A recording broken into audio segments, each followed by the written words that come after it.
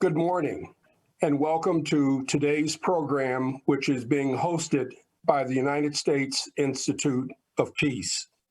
My name is Johnny Carson, and I serve as a senior advisor at USIP. For those of you who are joining us for the first time, the United States Institute of Peace is a nonpartisan organization created 34 years ago by the United States Congress to do everything possible to prevent, mitigate, and resolve conflict. I am extremely pleased to open today's event, which will focus on Afrobarometer's most recent survey work in 18 African countries. That survey work provides unique insights into what Africans think about the continent's future. Afrobarometer is an extraordinary asset for anyone doing serious work on African issues. It is, in fact, the gold standard for African attitudinal surveys on social, economic, political, and religious issues. It is also a very strong advocate for democracy and good governance issues as well.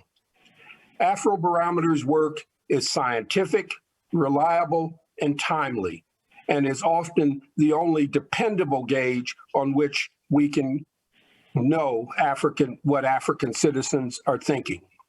It is Africa's equivalent to the Pew Research Organization in the United States, and its value cannot be overestimated.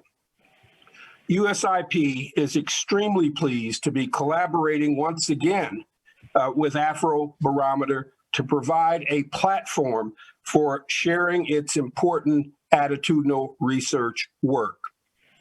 Today's program will feature three distinguished speakers who will be introduced shortly by my colleague, Susan Stigant, the director of the Africa program. But before we begin our program, I would like to take this opportunity to introduce everyone in our audience to our new director for Africa, Dr. Joseph Sani. Dr. Sani, who has just joined USIP, will be serving as the new vice president for USIP's new and expanding Africa Center. Dr. Sani brings to his senior leadership position several decades of peace building and conflict prevention work. He has worked closely with civil society groups, NGOs, security forces, and government officials across Africa in Mali, Chad, Burkina Faso, DRC, and Nigeria. Dr. Sani holds a PhD from George Mason University, and we are extremely pleased to have him as a member and leader of our new Africa team at USIP. Dr. Sani, can I ask you to say a few words before we begin this morning's program? Thank you, Ambassador Carson.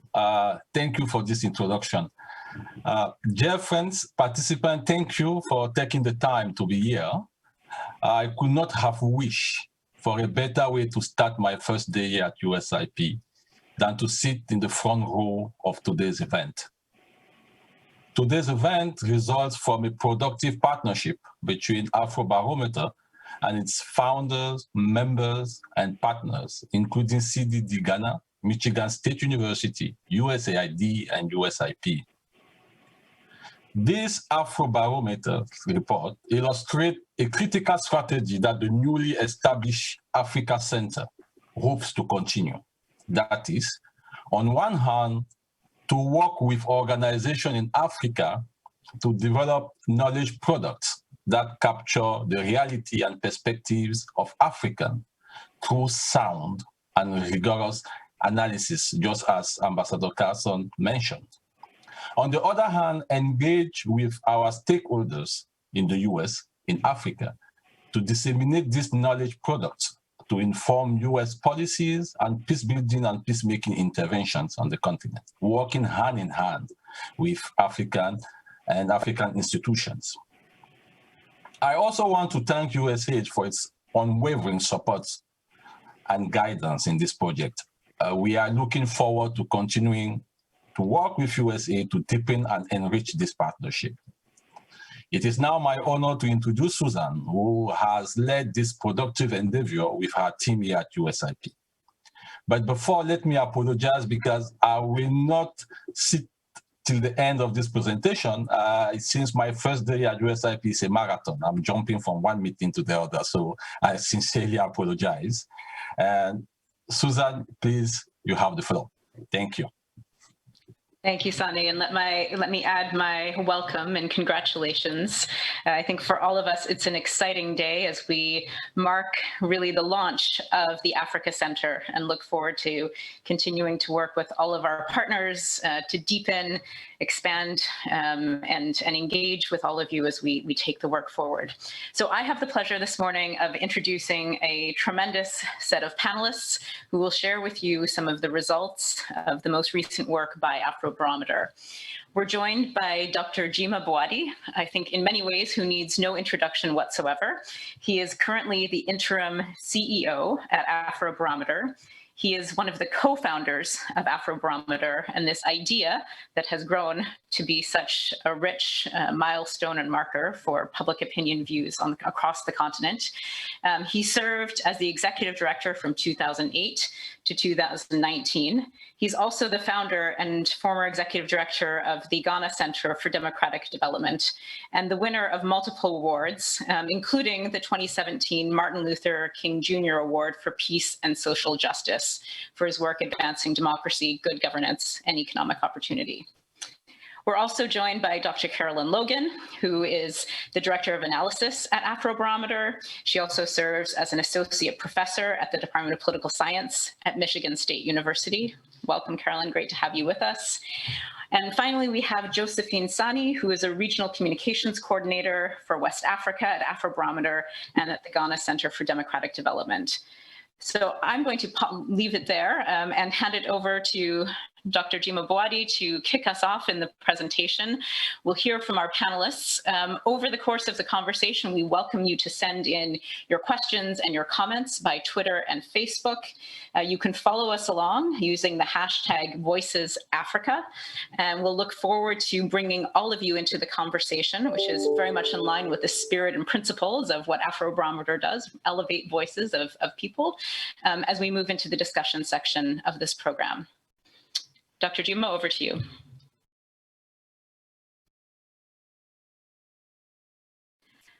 I think you're still muted, Dr. Jima.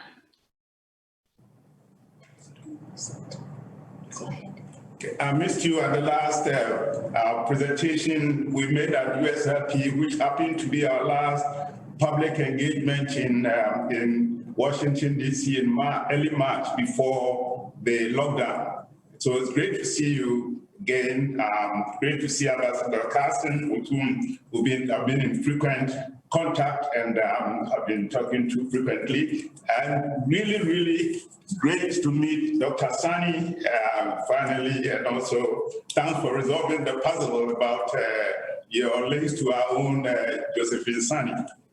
And also just to express how deeply appreciative we are of the USIP for continued and a very highly productive engagement and partnership with the Afrobarometer, including the hosting of this webinar, and not to mention your facilitation of USAID and US government's significant funding to the Afrobarometer.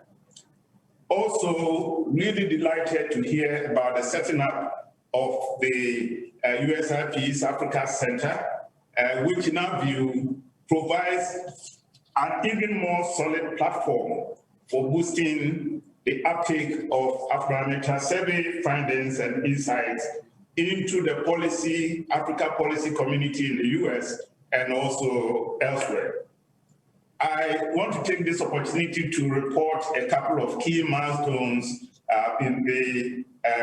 on the road to the institutional strengthening of the Afrobarometer.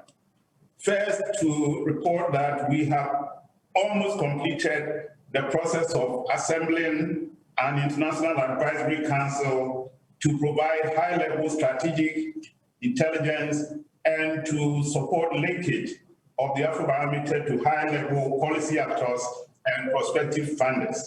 And with Ambassador Carson as the pivot, we have been able to attract a high-profile and distinguished cast of personalities to become founding members of the International Advisory Council. And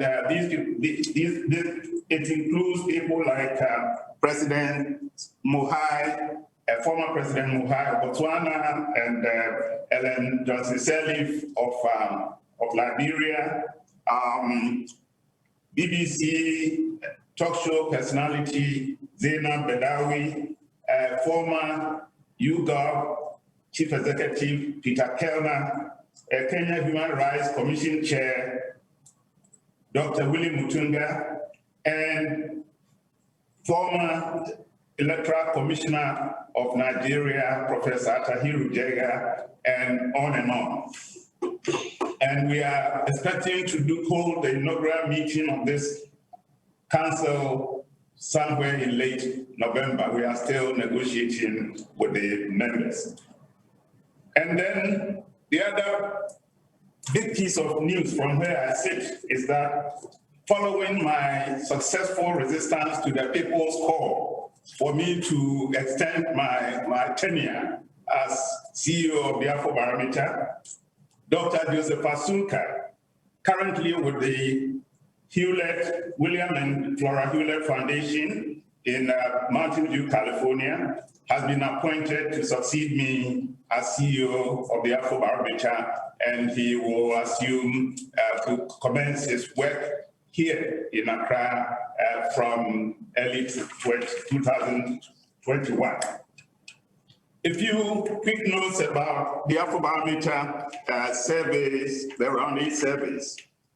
As many of you know, the Afrobarometer had to put on hold its round 8 surveys midstream due to the COVID-19 pandemic, which is why we are able to present to you findings from only 18 instead of 35 or 36 countries we envisage to cover at the end of the cycle of round 8. But I'm happy also to report that the Afrobarometer is resuming round 8 data collection in those countries that meet our safety and data quality criteria post the pandemic. We have, in fact, adopted a number of protocols, including remote technical assistance and also personal protective equipment for the field teams as some of the minimum must meet standards before we embark on field service in any country. We expect to complete round 8 surveys in all 35 countries by 2021, after which we will share the consolidated findings in our traditional Pan-Africa profiles.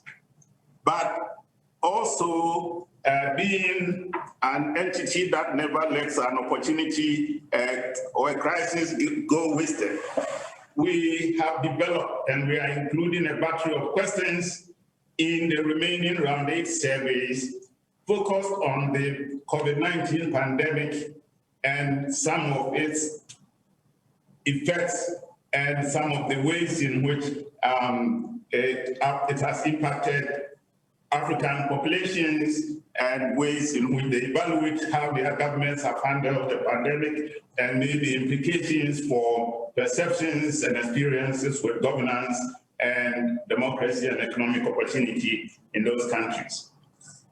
Finally, the Afrobarometer is also set to conduct its first ever telephone survey. This is a pilot that we are undertaking in Namibia on the COVID-19 pandemic. And we are certainly going to apply the same rigorous standards that we apply to face-to-face methodology in our interviews, and we hope that, depending on the outcome, this serves as a model for future polls on special topics. So now, I am highly pleased to invite you to sit back and to take in the exciting findings from the 18 countries covered so far in our round 8 Afrobarometer surveys. I will come back to participate in the Q&A session that is going to ensue immediately after the formal presentations to be led by my able colleagues, Dr. Logan and Josephine Sani. So Dr. Logan, Josephine Sani, over to you. Thank you, Prof. Chima. So as Prof said earlier, we'll only be sharing findings from 18 African countries. We're hoping that by 2021, we'll come back with a more complete set of findings. So the orange shaded areas basically are the countries, the 18 African countries that we're talking about. And it actually includes interesting findings from two new countries that are Angola and Ethiopia. Next. So here's an overview of the topics that we're going to be sharing with you today. I will start with findings on citizens' priorities and general outlook, and also more findings on popular attitudes to democratic governance.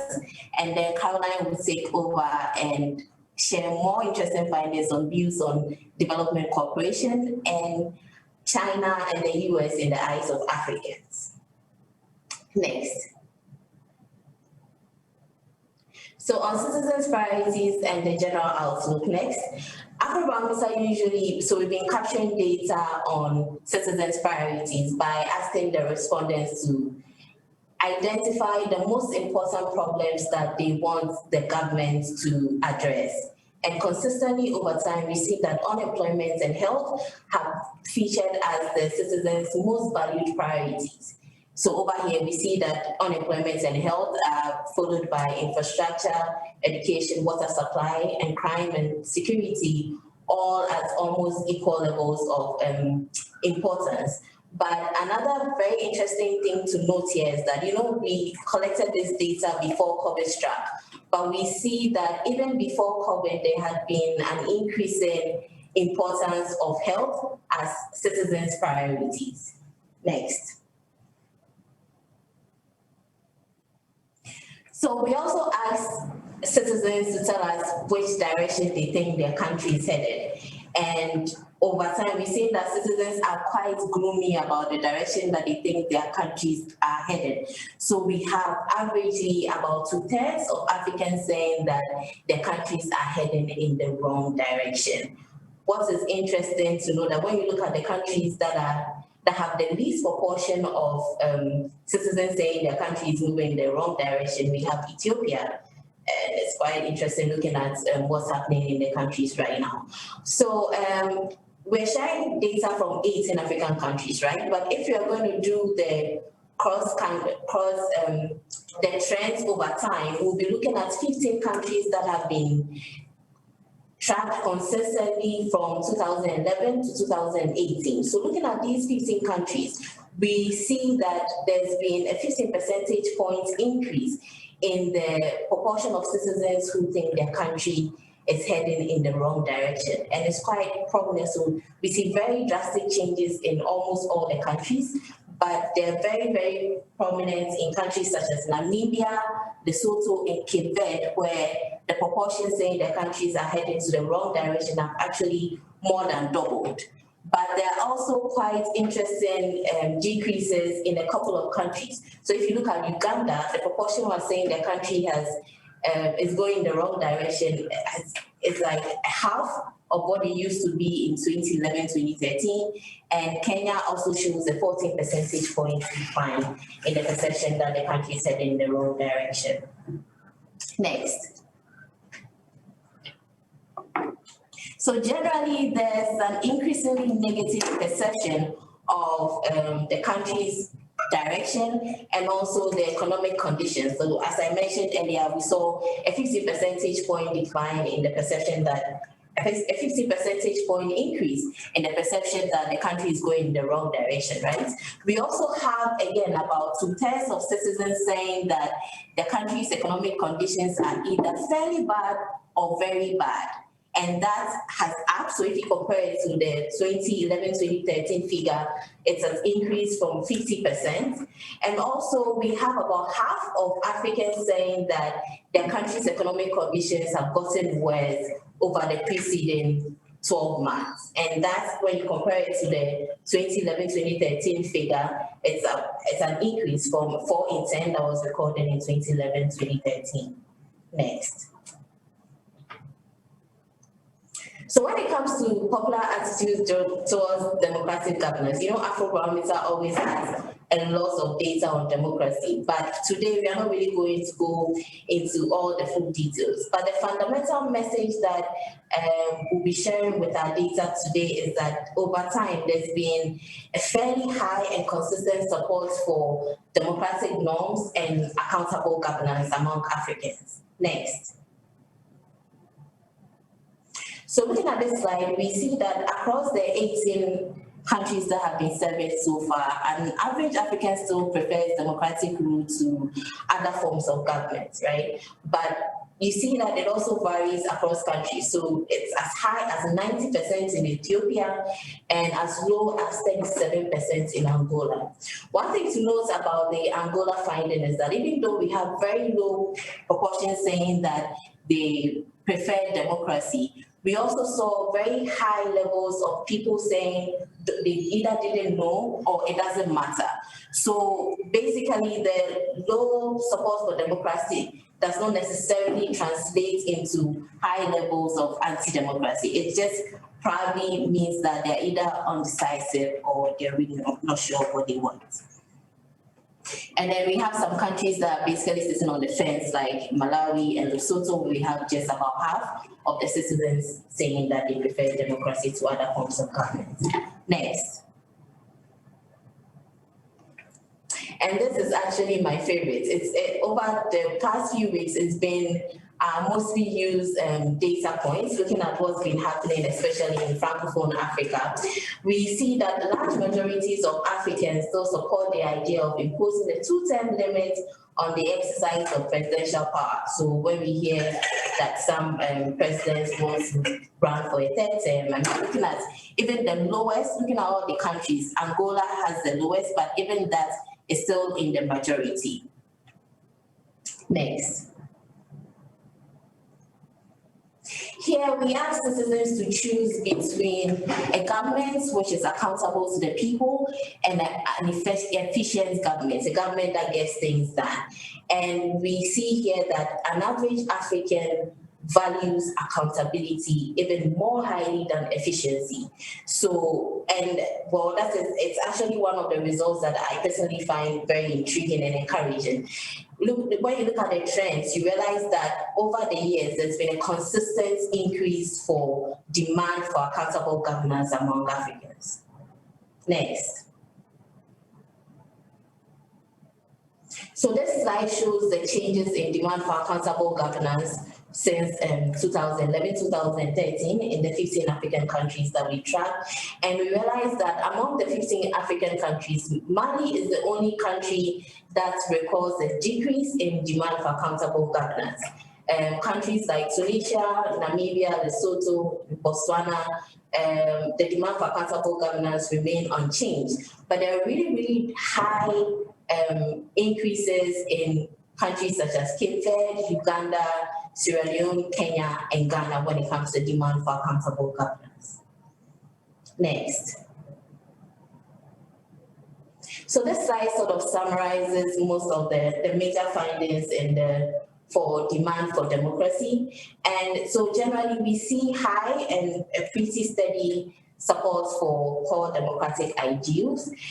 But there's also some level of a substantial decrease. For instance, if you look at the support for elections as the sole legitimate method of choosing leaders, right? So we see that it's decreased from 83 to about 74%. which is not entirely 100% good news, but there is still some hope because it still remains in the majority. We also see that, for instance, support for democracy has also decreased quite marginally, but there's some hope because it's still quite in the majority. And we see that when it comes to, for instance, preference for accountable governance, there's been a drastic increase, right? So basically, I would go with the fact that the glass is still half full, even though there's been some few declines in support for democratic norms. It still remains highly steady, and it still remains high and pretty steady, basically. So thank you. I'll hand over to Caroline now.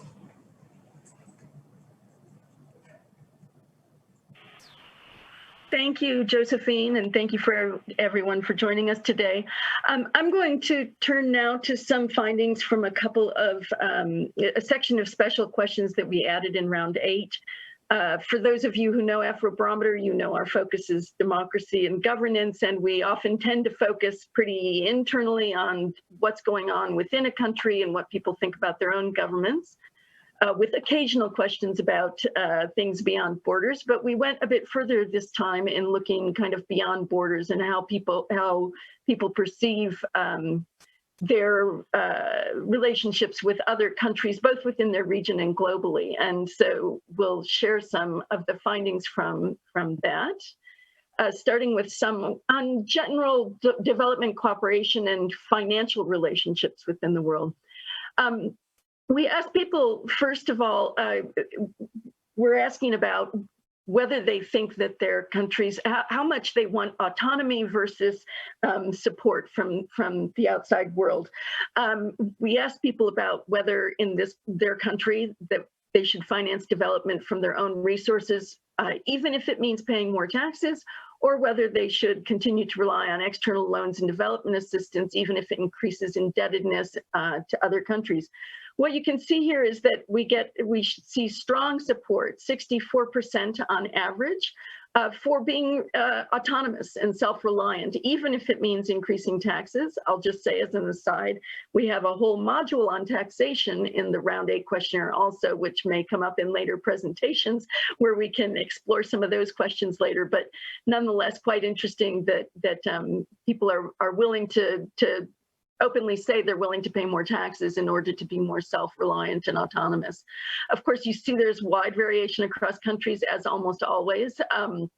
One of the things, as Josephine mentioned, the gaps here represent the don't knows, and you'll see consistently that Angolans maybe are less used to being surveyed, maybe other things going on, but they tend to have much higher levels of don't know.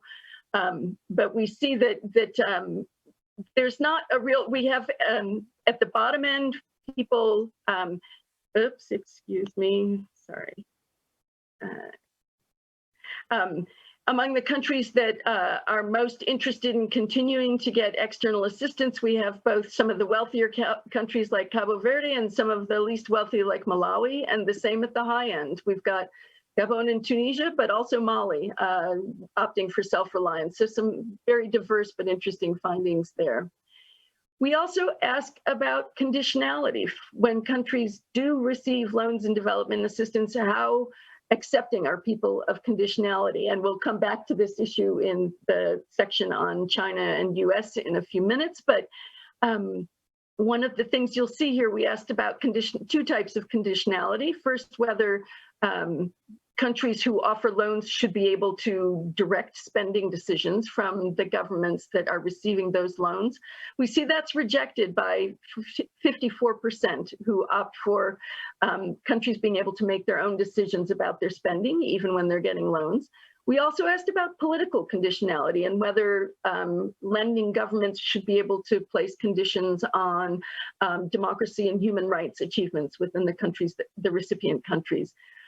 Somewhat more acceptance of that, but still rejected by 50% who want their governments to be able to make their own decisions about these things. On the other hand, looking towards trade side of things, we see quite a bit of openness to to interaction across borders. We asked first about protection of local producers versus openness to trade. In this case, you see that on average, countries are roughly evenly divided, 49% saying they prefer open trade, 47% preferring protection from foreign competition. Quite, again, a wide range. Tunisians and quite closed to foreign trade,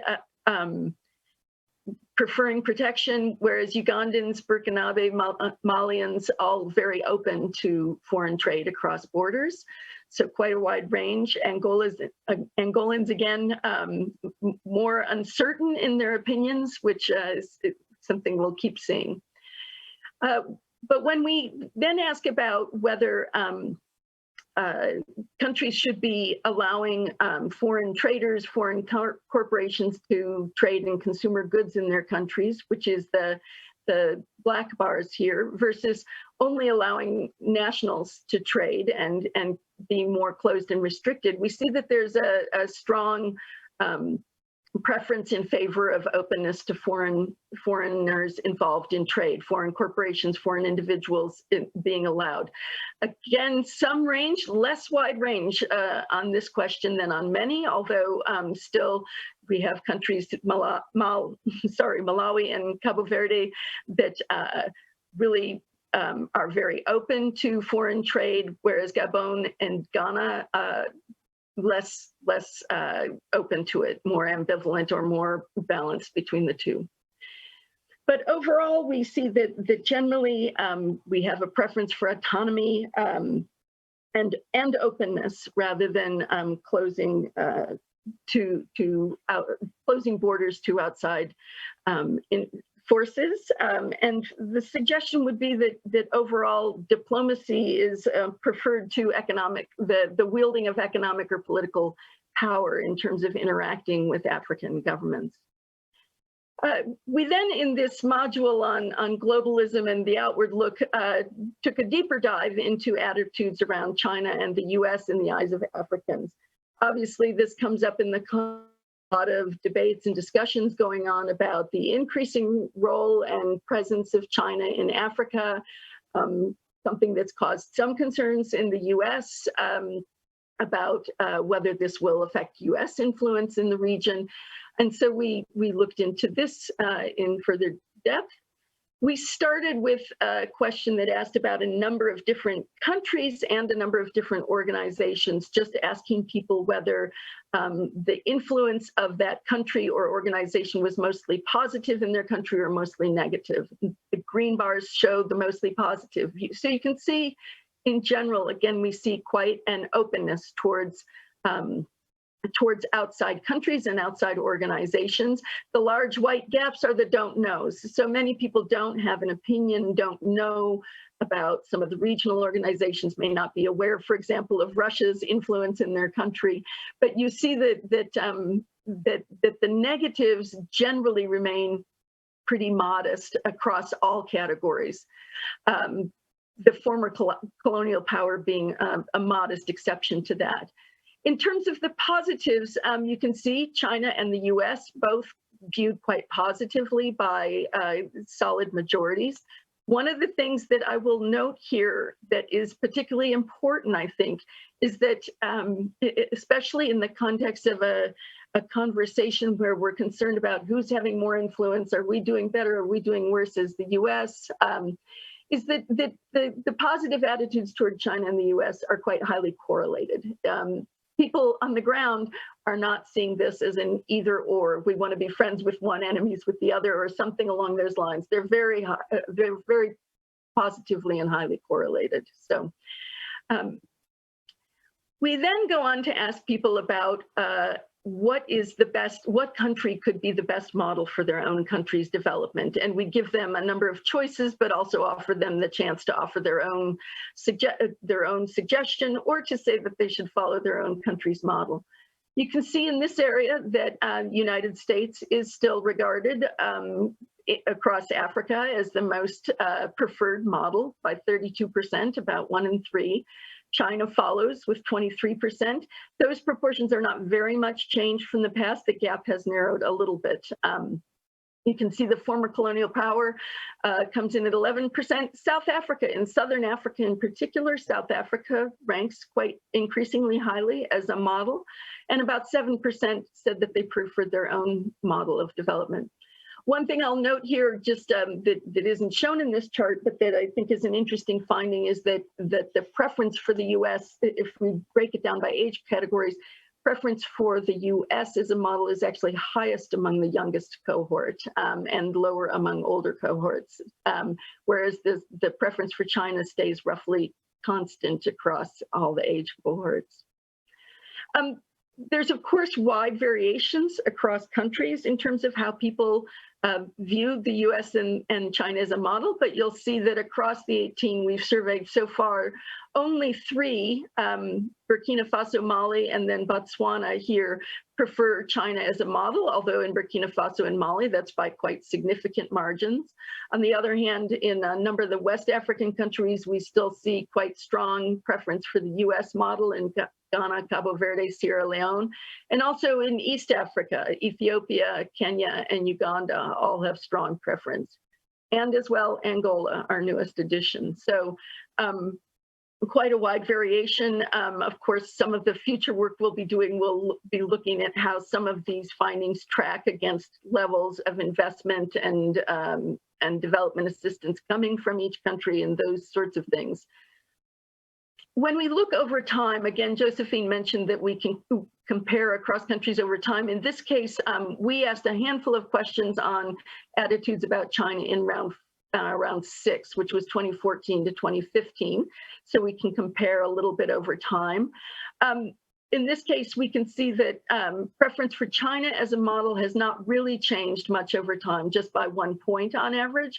Although what we really see, which is interesting, and I don't know the details of what China's been doing in Burkina Faso, but the preference for China as a model in Burkina Faso has shot up. In Namibia, it's declined by a fair amount, as well as a couple of other countries, but overall, relatively steady.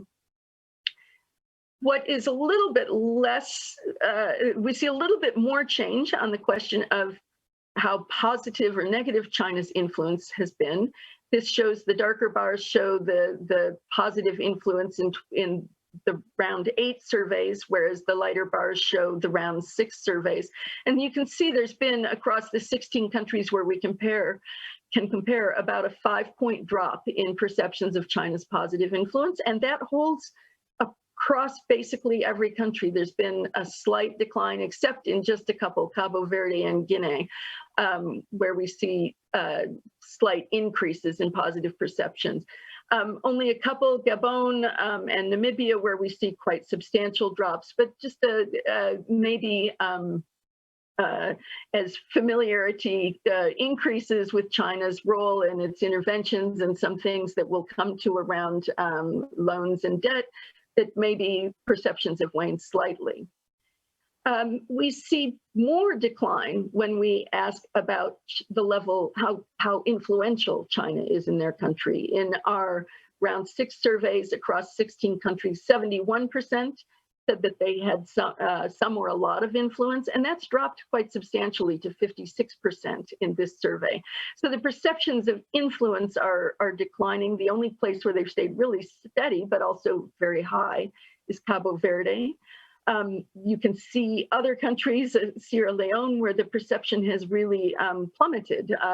Again, things that we need to explore further as we combine our findings with other data about China's investment and role in some of these countries.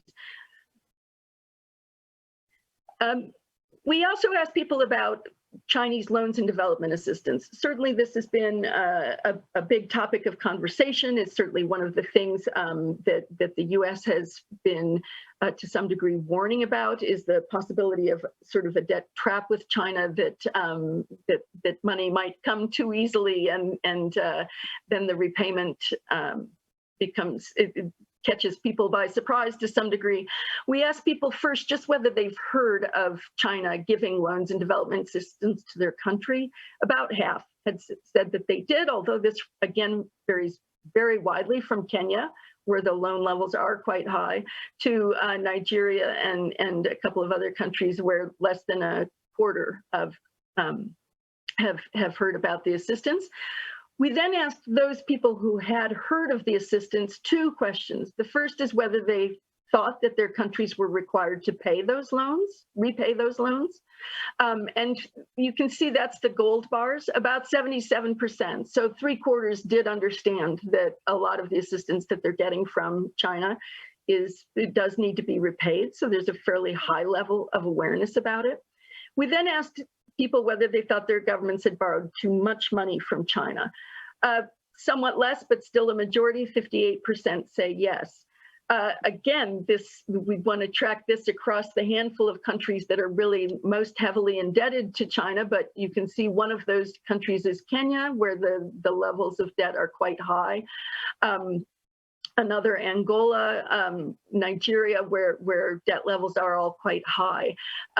On the other hand, in Lesotho and Botswana, people are much less inclined to be concerned about that. Finally, we asked a question about China's conditionality compared to other countries, because this goes back to the earlier conditionality questions. Certainly, loans from the West have often been perceived or known to come with some degree of conditions on spending, or on democracy, human rights criteria. We asked people whether they thought that the loans from China came with more or less conditions than loans from other parts of the world. The purple bars are those who thought they had fewer requirements, and so we see a plurality. 41% say that they have fewer requirements compared to 24% who thought China puts more conditions on. There's a couple of countries, Gabon, Burkina Faso, and Lesotho, where people think that China is more likely to put conditions, but in most countries, the plurality said less conditions. So there's some awareness around the differences, but not completely widespread. Overall, what I think we see here is that with the generally positive attitudes towards China, generally positive regard for their influence alongside the influence of the US, is that the efforts to suggest that Chinese influence is negative or dangerous somehow maybe aren't really taking hold, and that people are really more inclined towards being concerned about whether governments are willing to engage with them on the issues and the problems and the priorities that matter to them the most, as opposed to who specifically they're coming from.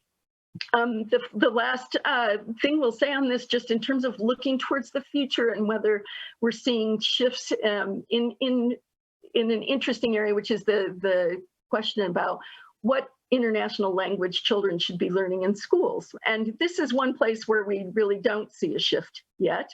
When we ask this question, 71% still say English is the international language of choice for their children, 14% French, of course, in the Francophone countries, just 2% Chinese. So the efforts that China has been making in some regards to promote Chinese culture and language maybe still have some distance to go in terms of taking hold.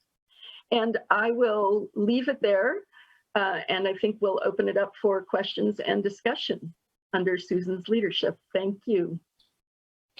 Great. Carolyn and colleagues, thank you so much for what is always an incredibly rich presentation. I know there are already questions coming in. For those who are joining us, if you'd like to ask a question, you can use the chat box function that's just below the video player on the USIP event page. You can also send any of your questions on Twitter or Facebook using the hashtag VoicesAfrica. But as those questions start to come in, I'm going to take the prerogative here as moderator and try to get our conversation going. And I so appreciate that in this round that you added some questions about this question of global power competition, because I think one of the concerns that we hear consistently is that the narrative tends to be about China and Africa or other global powers, and we're losing sight of what are African priorities and African voices. And you really elevated that in these set of responses.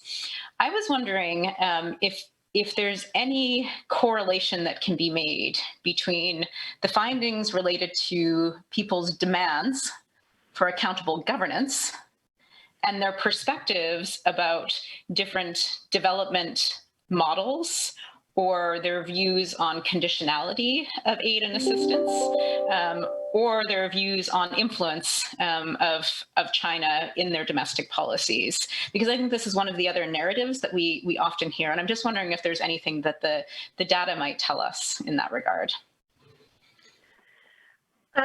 Well, those are great questions. I think that the data absolutely could tell us something in those regards. Those are things that we, that would be questions for sort of our next level of exploration.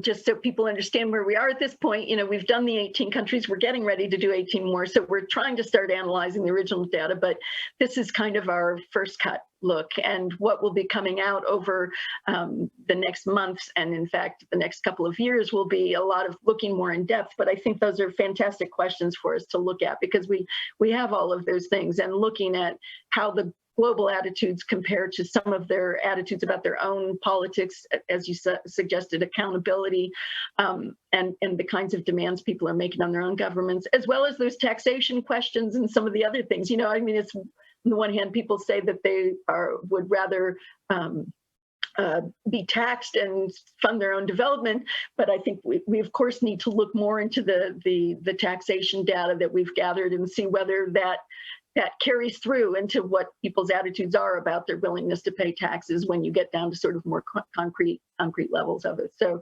I've put this down as questions for our next layers of analysis on this. So. Great. And I realize we'll probably have lots of big questions that maybe do come later. It's always the danger in kind of doing the first cut presentation, because like we all have so many questions about where to go with this, and really we're just kind of doing the first look at what are the results and where do we want to dig deeper. So suggestions are welcome. That's great. Well, maybe I'll stick a little bit on this question of influence and external influence. Something that we've been thinking about a lot and looking at a lot is the influence of some of the Gulf and Middle Eastern countries in the Horn of Africa. And I'm just curious, again, this might be something for future analysis, but I'm curious whether anything popped up to your recollection in any of the survey results from Ethiopia, Kenya, Uganda that pointed to any of those countries and their potential influence, particularly as it relates to democracy and the transitions that are ongoing in Sudan and Ethiopia. That's interesting. I'm not sure if Jima will recall any of this, but those countries have not, when we ask about what countries are the best models, we did not include any of the Gulf states or Middle East in the question about whether different countries and organizations that had positive or negative influence. And they do not get volunteered as countries as models. I mean, there may be a handful of cases, and I have not looked specifically at the Ethiopia data on that, but it tends to be that when we ask about those model countries, people do tend to still look pretty globally at the sort of superpower type influencers and former colonial powers, as opposed to influencers more in their neighborhood. I think we're seeing a little bit of shift in that direction, with South Africa being mentioned as frequently as it was as a model. But generally, the view when we talk about models tends to still be sort of at the global powers as opposed to the regional powers, I think. Chima, there we go. I was going to add that is the type of question that we can respond to better when we come around to taking a deep dive at the data, because we didn't leave respondents the option of writing in any country or power they wanted to cite. And I haven't looked at the Horn of Africa, East Africa site, but West Africa, for instance, actually quite a number of respondents cited Ghana as a model. And then we saw that Southern African respondents tended to cite South Africa as a model. So we would take a closer look at what we got from the respondents of Ethiopia, eventually when we cover Tanzania, Kenya, and others. Great.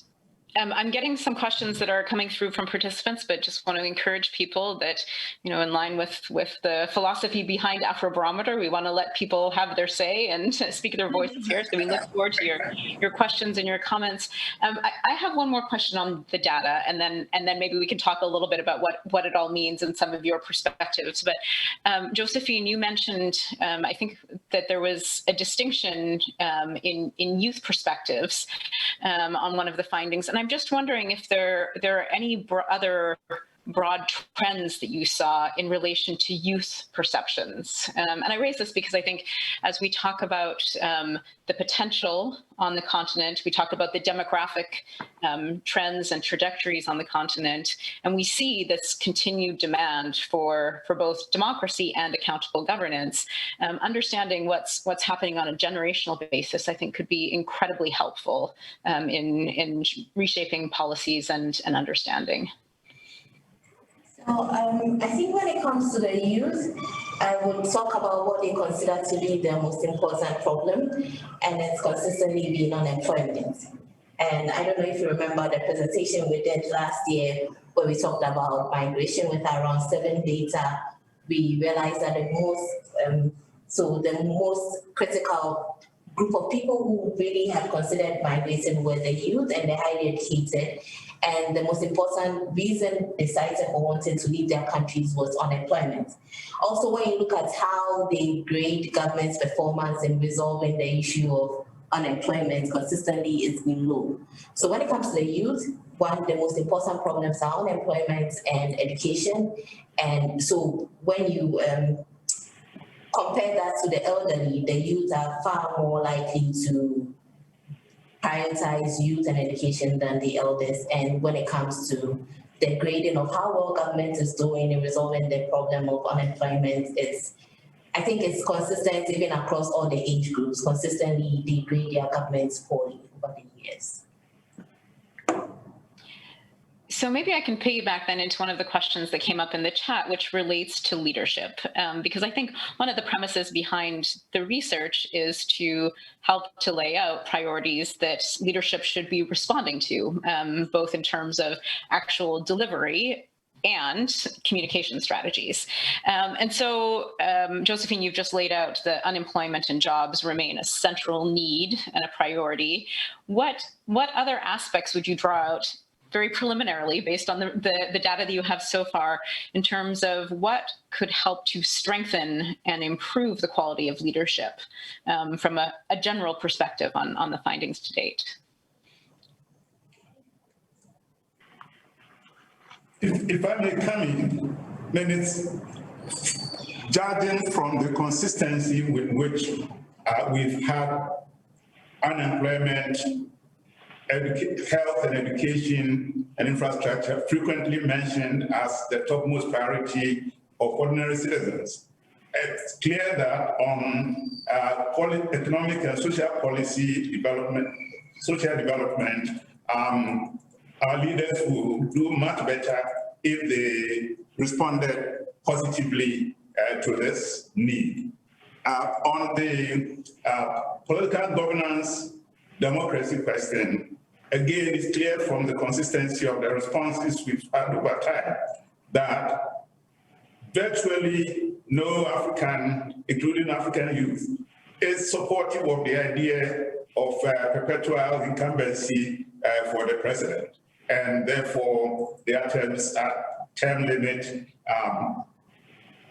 breaching term limits across the continent, in some places on the continent, definitely at variance with the popular wishes of folks in that country.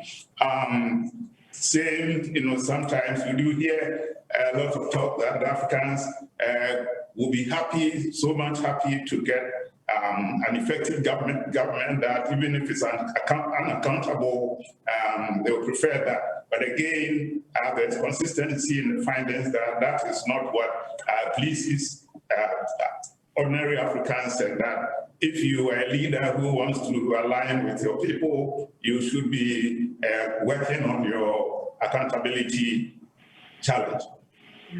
And I'll just add to that, that the other area that we see, so I mean, there's, as has been mentioned, the whole aspect of being responsive to the expressed needs of the population in ways that people see concretely and that solve their problems in a more conceptual sense. You know, Jim has mentioned the accountability, and the other area where we see leadership consistently get really low and at least until recently declining ratings is in terms of how well they listen to people. I think there's we see consistently through our data, a real perception that people get elected and they're gone.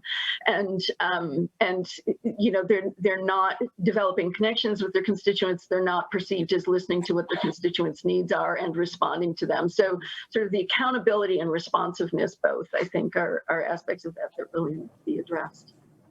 So also to add to Caroline's point about listening to the people, we actually have a module on youth in around 8 data, and we asked the citizens to choose between 2 statements that they agree with. So the first one was that in order for the country to progress, we should listen to the fresh ideas of the youth. And then the second choice was whether we should keep listening to the wisdom of the elders. And surprisingly, we have a majority of Africans saying that we should rather listen to the wisdom of the elders. And that actually includes the majority of the youth.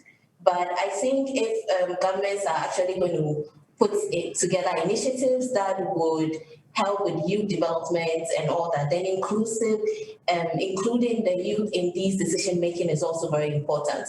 But it appears that even the youth do not know the power that their voices have, so they also sort of want to defer to the elders. I mean, no offense to the elders, but I think the voices of the youth are very critical when it comes to policies that are aimed at youth development.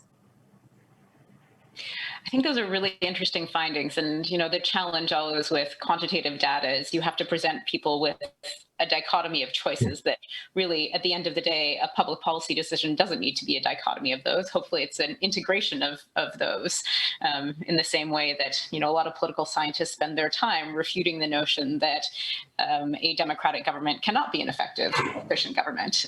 So I think that's a useful bridge to build out. So let me turn a little bit to a specific geography. And we had a question about the decreased demand for accountable governance in Mali, and maybe a little bit of surprise given the events that have taken place over the summer and in the last month or so. And I'm just wondering if you can maybe tell us a little bit more about when the research was done, and if you have any theories around what seems to be a slightly incongruous result, and the political trajectory that we've seen. That's a great question. And we actually, so the Mali survey was the last one that we were able to finish fieldwork before we shut down. So it took place in March of this year. So before the major developments of the last few months in the country.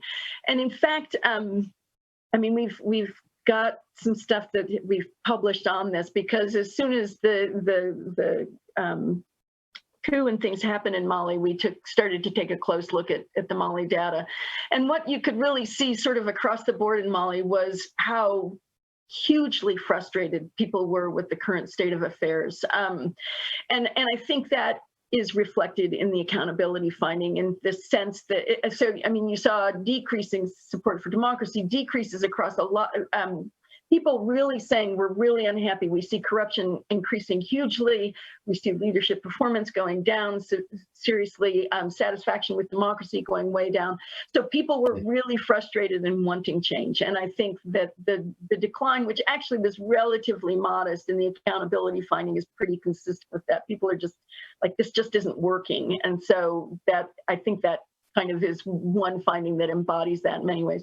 I mean, what we also saw, just to say the other findings that were in this were, you know, one of the things that was a big concern for the international community and Mali's neighbors in the region was the extent to which it seemed like the military coup was welcomed. what we see in the data is that there's a high level of trust in the military. And so in that sense, that was not too surprising. But at the same time, despite all this sort of frustration and the dissatisfaction with the current state of affairs, still quite solid support for democracy as a system of government. So our reading of it was sort of people are so unhappy and so concerned about their situation, they don't feel that they can wait 3 or 4 years to the next election. They trust the military to a significant degree. So a military intervention in that sense was tolerable, but they still want to go back to democracy. This isn't something where they're saying, yeah, come in and, stop this. I think our take would be, it would be probably seen as a very transitional option that people just felt like they were in such dire straits that it was the best option they had available. So I see Ambassador Carson might want to weigh in on that. No, I think Carolyn, your comments about Mali are spot on. So I have no comments there. If I could, Susan, ask 2 or 3 things quickly. One, I noticed in your data that 2 or 3 of the African countries which have and are known to have some of the strongest democracies on the continent had greater favorability for China and Chinese engagement than U.S. or Western engagement. I'm speaking specifically of Botswana and Cape Verde in particular, where there was a higher receptivity to appear to be a higher receptivity for China than for the U.S. And so I was wondering about that. And there were a couple of others where democracy is taken a stronger root, stronger hold, but have more favorable impressions of China than the U.S. And so that was of interest to me. The other thing of interest on the economic side is what can we tell from the data about what the African Union and what African leaders will have to do to make serious progress on the African free trade zone. There were some very good indicators at one end, but there are also some indications of countries that aren't as open and receptive to free trade, and wanted to know there. And then the third one, that's a big one too for everyone. Did you do anything with respect to climate change and attitudes about climate change or perceptions that climate change is a growing and serious national and continental problem?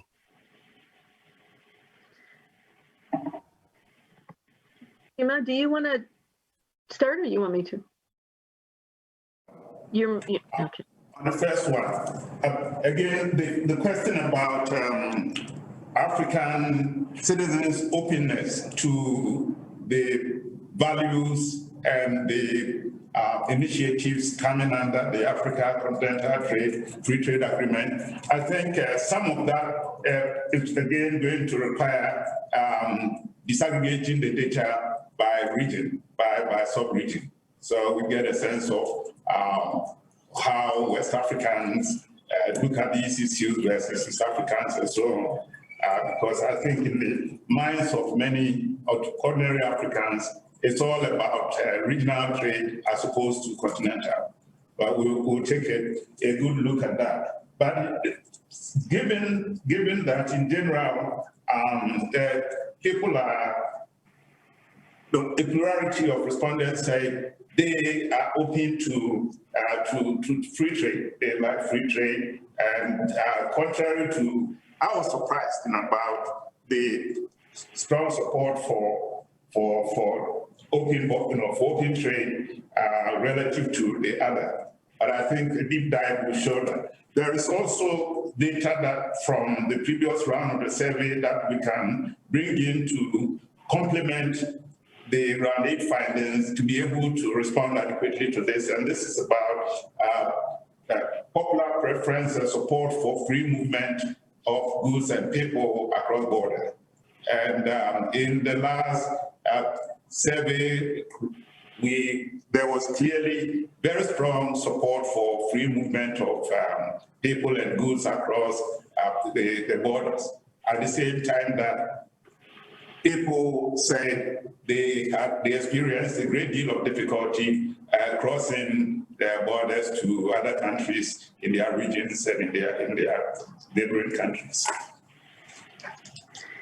Yeah, and just a couple of things to add. I mean, I think the other on the kind of free trade zone questions is in a sense that one of the things that you could also be doing is address the don't knows. I mean, there's, still, I mean, as Jima said, we tend to see quite high levels of support in most countries. Some countries that are exceptions where maybe information campaigns are in part warranted, but the other part of it is the levels of don't knows that we see in people who aren't familiar with the issues or don't have a idea on the issue that are maybe sort of most amenable to being convinced if the right information is in their hands. So on climate change, we did a significant module for the first time in round 7 on climate change and have some information out there from that module.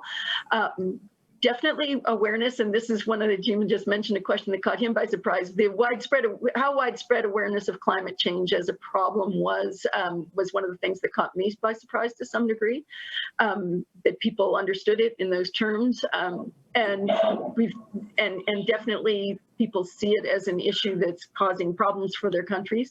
We don't have the full module in round 8, but we've kept some of the questions to kind of track over time in round 8. I have not yet taken a look at that to see if things are getting better or people's perceptions are getting better or worse. But that is an issue we've added in also that I think is important. You also asked about the favorability. You know, it's an interesting question that some of the most democratic countries, Botswana is the one that stands out the most, I think, prefer China as a model, whereas, another Ghana is the opposite. And so I don't see on the surface of it a real direct pattern in there in terms of, democracies are more or less open towards China's influence or some of the other things. And that also holds in terms of some of the conditionality questions and some of the other things, even on sort of the conditionality around, conditionality based on democracy and human rights. You see a couple of the more democratic countries on the continent actually in favor of that kind of conditionality. You don't know. Perhaps people see it as having helped them get where they are. I'm not sure, but you also see a couple of the most democratic countries among those most likely to reject that kind of conditionality. So again, I think that there's things going on there, and I think the data we really need to bring into it is some of the data about the different levels of investment in different countries. I was just at a webinar the other day where they were talking about there's a lot of concerns about the indebtedness to China on the continent, but that there's really just about 10 countries that have the vast majority of that debt. And so comparing those to some of the others, that kind of thing may be one of the things that will help us kind of parse out what's going on there. So in our 2 minutes that remain, I have one small question and then one big question, and we'll ask you to give me just a quick thought on the big question maybe. I think, relatively easy question is from our audience, and what are the principal sources of information for those who participated in the survey? Do we have a sense of whether their perceptions are informed by traditional media, by social media, or other sources? And my big question is, there seems to be a significant gap between where people see countries heading in the wrong direction and high expectations. And on one hand, we could see that as a great risk, right? You pointed out Ethiopia, where the expectations and hopes for democracy are the highest, and yet things seem to be heading in the wrong direction. On the other hand, we've seen that animate some really positive and in some cases peaceful change. And so I'm just wondering if you have any thoughts about how do we understand when things are really moving in the opposite direction, and where we think that this may land things in the coming months. So in the minutes that remain with us, any quick thoughts to close out? Jima? Well, on the first question about where people may have drawn the knowledge and information that they use to, in responding to the Afrobarometer questions. We do have questions about where people source their information from. So we will take a closer look at the findings there and then use that to interpret the data and be able to give you a response. That's another deep dive analysis we are here to do. Carolina, you can take up if you want to take up the last one.